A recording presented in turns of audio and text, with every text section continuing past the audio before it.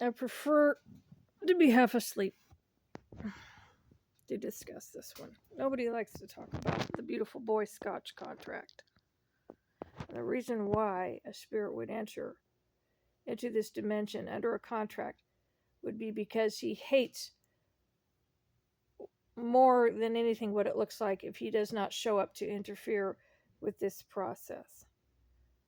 Generational women of a bloodline being raped repeatedly by invading bloodlines, by invading tribes.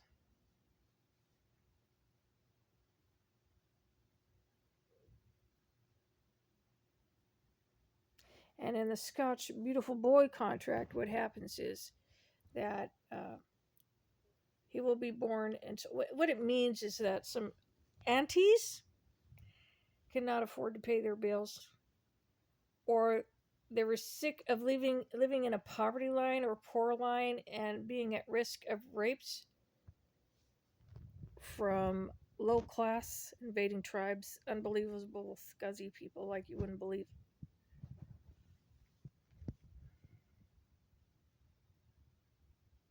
And so they need protection. And who do they go to who's willing to offer that protection? Turns out to be a pharaoh from ancient Egypt, right? A black snake.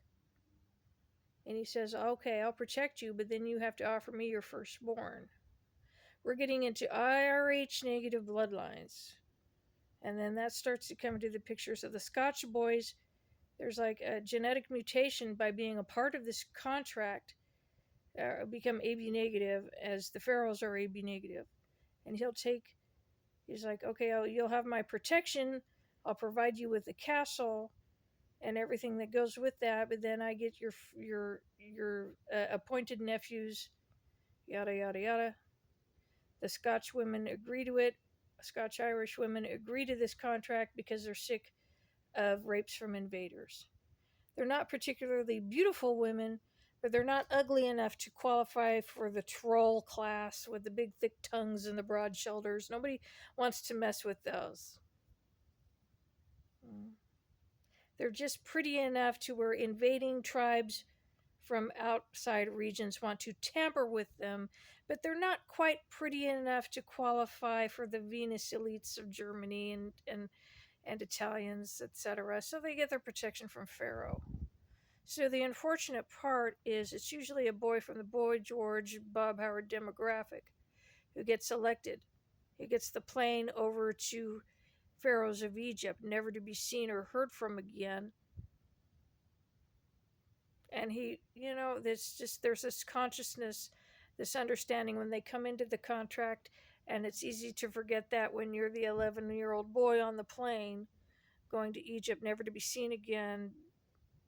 Possibly, the chances are high that an experience of sodomy, rape is waiting for you when you get over to Egypt, and the spirit would rather see that happen and sustain that insult than to see generational rapes of the women of that bloodline tribe occur over and over and over again. And sometimes those boys survive it. Sometimes they get sodomized and they go septic and die. Sometimes they survive it and live and return with this knowledge. And that's most likely going to be a very pissed off boy. He's going to stay pissed. So after you have that happen to you, you're not going to remember the original terms of the contract of coming in here into this dimension. This is why that's happening.